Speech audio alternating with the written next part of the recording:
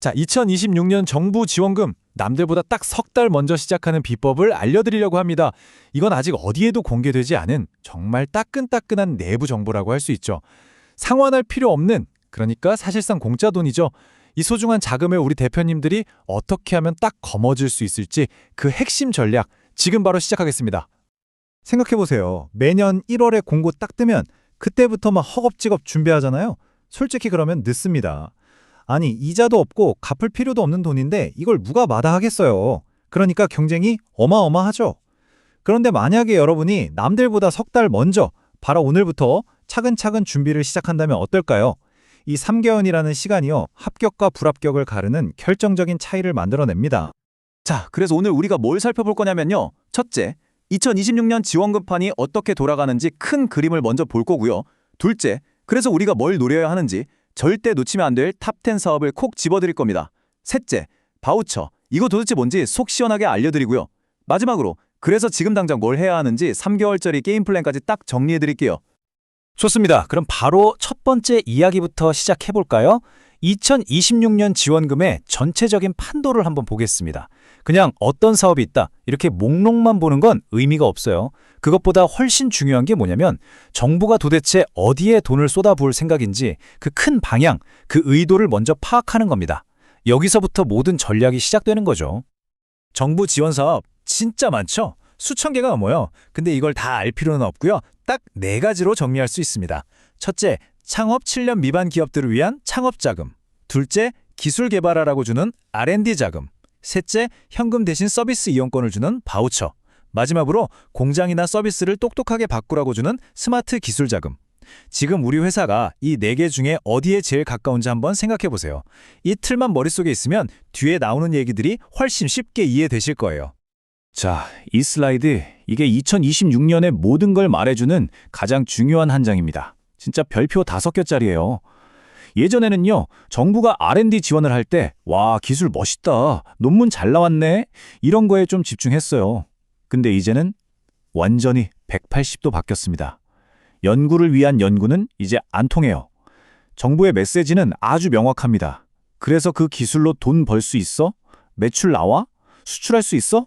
바로 이겁니다. 돈이 되는 기술에만 올인하겠다는 강력한 선언이죠. 네, 바로 이겁니다. 돈 버는 R&D에 투자하겠다. 이게 2026년 정부 R&D의 핵심 철학이에요. 그러니까 우리 대표님들, 이제 사업계획서 쓰실 때 방향을 확실히 잡으셔야 돼요. 우리 기술이 세상에서 제일 대단해요. 이것만으로는 부족해요. 그게 아니라 우리 기술로 이렇게 돈을 벌 거고요. 시장을 이렇게 장악할 거고 이렇게 수출해서 외화 벌어올 겁니다. 이걸 보여줘야 합니다. 이게 그 어느 때보다 중요해졌어요. 자, 이제 여러분이 가장 궁금해하실 시간이죠. 바로 두 번째 섹션입니다. 저희가 입수한 정보를 토대로 깐깐하게 고른 2026년에 절대 놓치면 안 되는 지원 사업 탑 10, 지금 바로 공개합니다. 10위부터 가볼까요? 바로 혁신 바우처입니다. 5천만 원으로 시제품도 만들고 특허도 내고 마케팅까지 할 수 있어서 제조업계에서는 거의 만능 통장으로 불리는 사업이에요. 실제로 이걸로 성공한 기업들이 많다 보니까 2026년 예산도 6%나 늘면서 그 인기를 다시 한번 증명했죠. 9위는 수출 바우처입니다.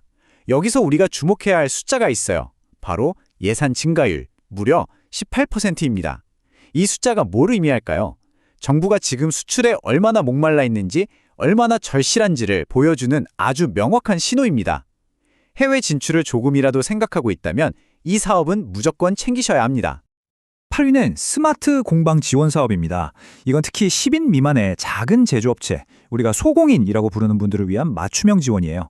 스마트 장비를 들여놓는데 4,900만 원을 지원하는데 예산이 11%나 늘었다는 건 이런 작은 제조 현장까지도 똑똑하게 바꿔나가겠다는 의지가 보이죠? 7위는 뭐 더 설명이 필요할까요? 청창사, 청년 창업 사관학교입니다. 만 39세 이하 젊은 창업가들에게는 그야말로 꿈의 등용문이죠. 최대 2억 원이라는 든든한 사업 자금은 물론이고 교육에 네트워킹까지 워낙 상징적인 프로그램이라 2026년 예산도 안정적으로 6% 늘었습니다. 6위는 조금 성격이 다릅니다. 이건 공짜 돈이 아니라 융자, 즉 대출이에요. 근데 그냥 대출이 아니라 시중은행과는 비교도 안 될 만큼 조건이 좋죠. 여기서 중요한 건 2026년 예산이 딱 그 해만 11% 줄었다는 거예요. 2027년에는 다시 확 늘어날 예정이라 거꾸로 말하면 내년 경쟁이 엄청나게 치열해질 거라는 뜻입니다. 전략을 정말 잘 짜야 됐죠? 5위는 창업 성장 기술 개발 R&D입니다. 자, 여기서부터 아까 제가 강조했던 돈 되는 R&D 정책이 아주 노골적으로 드러나기 시작합니다. 전체 예산이 무려 32%나 늘었거든요. 그런데 놀라지 마세요. 이건 그냥 예고편에 불과합니다. 이 안에서도 정부의 선택과 집중이 확실하게 갈리는데 그 진짜 주인공이 바로 다음에 나옵니다. 4위, 바로 팁스입니다. 2020년 정부 예산 전쟁의 진짜 승자는 바로 이 팁스라고 할 수 있어요. 이게 뭐냐면 민간 투자사, 그러니까 VC가 먼저 이 기술은 돈 되겠다 하고 찜해서 투자를 하면 정부가 그걸 보고 R&D 자금을 추가로 팍팍 밀어주는 방식이에요. 시장에서 이미 검증받은 될성부른 떡 옆에 확실하게 투자하겠다는 거죠. 이게 바로 돈 되는 R&D 전략의 심장입니다. 이 숫자를 한번 보세요. 플러스 40%. 그냥 4%가 아니라 40%입니다. 금액으로 보면 4,700억 원에서 6,600억 원으로 거의 2,000억 원이 늘어난 거예요. 이건 그냥 예산이 좀 늘었네 하는 수준이 아니에요. 정부의 돈이 앞으로 어디로 흘러갈지를 보여주는 가장 강력하고 확실한 이정표입니다. 기술 스타트업이라면 2026년은 무조건 팁스입니다. 3위는 창업 패키지 시리즈입니다. 예비 창업, 초기 창업, 창업 도약 이렇게 단계별로 쫙 지원해주는 스테디셀러죠. 공식 예산은 11% 늘었다고 나왔지만 사실 이건 빙산의 일각입니다. 연중의 상황 봐서 예산을 추가로 편성하는 추경까지 생각하면 실제로는 20에서 30%까지 늘어날 가능성이 높아요. 특히 반도체나 AI처럼 시간과 돈이 많이 드는 딥테크 분야에 더 큰 기회가 열릴 겁니다. 2위는 스마트 공장입니다. 와, 이 사업은 정말 드라마틱해요. 한때 예산이 확 깎였다가 이번에 말부대로 대부활을 했습니다. 증가율이 무려 90%에 가까워요. 이건 우리나라 제조업의 허리를 다시 세우고 특히 AI를 기반으로 완전히 체질 개선을 하겠다는 정부의 강력한 의지라고 봐야 합니다. 새로 생긴 AI 관련 펀드가 핵심 중의 핵심이고요. 이 그래프를 보시면 한눈에 들어오죠. 거의 반토막이 났던 예산이 V자로 반등하는 걸 넘어서서 이전보다 거의 2배 가까이 치솟았습니다. 제조업을 하시는 대표님들께는 이보다 더 좋은 소식은 없겠죠. 이 거대한 파도에 반드시 올라타셔야 합니다. 자, 드디어 대망의 1위입니다. 바로 스마트 서비스 지원 사업입니다. 이제는 공장뿐만 아니라 우리 주변의 모든 서비스업도 빅데이터나 AI 같은 기술을 써서 혁신해야 한다는 거죠. 예산 규모 자체는 작년과 비슷하게 유지가 되지만 서비스업을 한 단계 업그레이드할 수 있는 가장 중요한 기회라는 점에서 제가 1위로 꼽았습니다. 자, 이제 세 번째 섹션으로 넘어가 볼게요. 탑10을 보니까 바우처라는 단어가 계속 나오잖아요. 이게 도대체 뭔지, 그냥 현금으로 주면 될 걸 왜 굳이 바우처라는 방식으로 주는지 그 속사정을 한번 시원하게 파헤쳐보겠습니다. 원래는 아주 간단해요. 정부가 우리 회사, 즉 수요 기업에게 5천만 원짜리 쿠폰을 줍니다. 그럼 우리는 이 쿠폰을 가지고 정부가 인정한 마케팅 회사 같은 공급 기업에 가서 서비스를 받는 거죠. 여기서 핵심은 이거예요. 정부는 5천만 원을 썼을 뿐인데 그 돈으로 우리 회사도 좋고 서비스를 제공한 마케팅 회사도 돈을 버니까 시장 전체적으로는 1억 원의 효과가 나는 겁니다.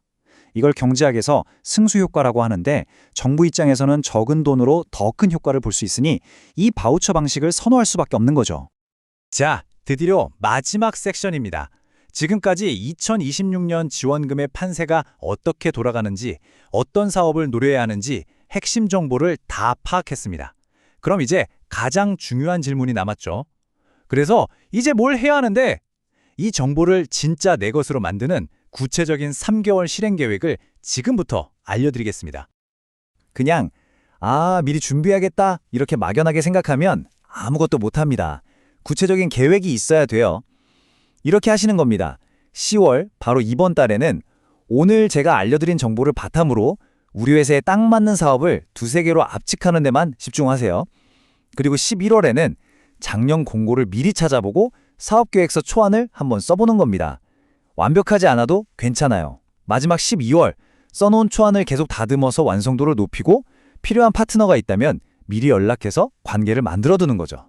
이렇게 석 달을 보내면 1월에 공고가 떴을 때 우리는 이미 모든 준비를 끝내고 여유롭게 제출만 하면 되는 겁니다. 오늘 제가 드린 정보는 그냥 단순한 예측이 아닙니다. 2026년에 여러분의 회사가 어디로 가야 할지를 알려주는 구체적인 지도와 같습니다.